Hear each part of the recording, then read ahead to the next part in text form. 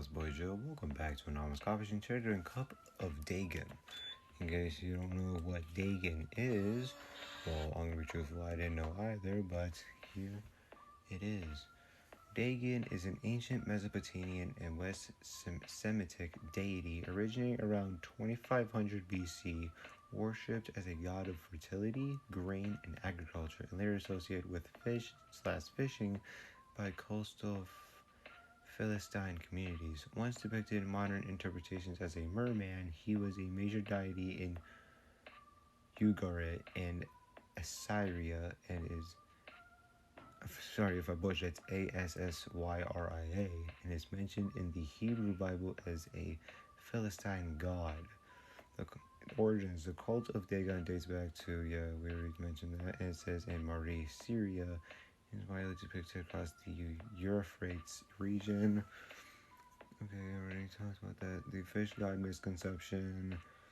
And it says biblical significance in 1 Samuel 5, Dagon's idol falls and is shattered below the Ark of the Covenant, symbolizing the victory of the Hebrew god over him. And then here we go. Other mentions: he is a character in 19th century literature and modern games, e.g.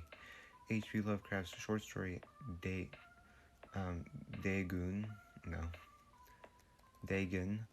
and is the namesake for a New York City restaurant. Interesting. Alrighty, so that is that. Let's get right to it. So Dagon basically is a misconceptualized merman.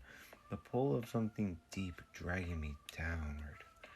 Gills slit open, lungs shrink, eyes widen. I should be afraid, but I'm only sinking. Yes, you are. Whoa. Well, that was a lot more intense than I thought. You were a Dagon mermaid. Alrighty then. How are you gonna react?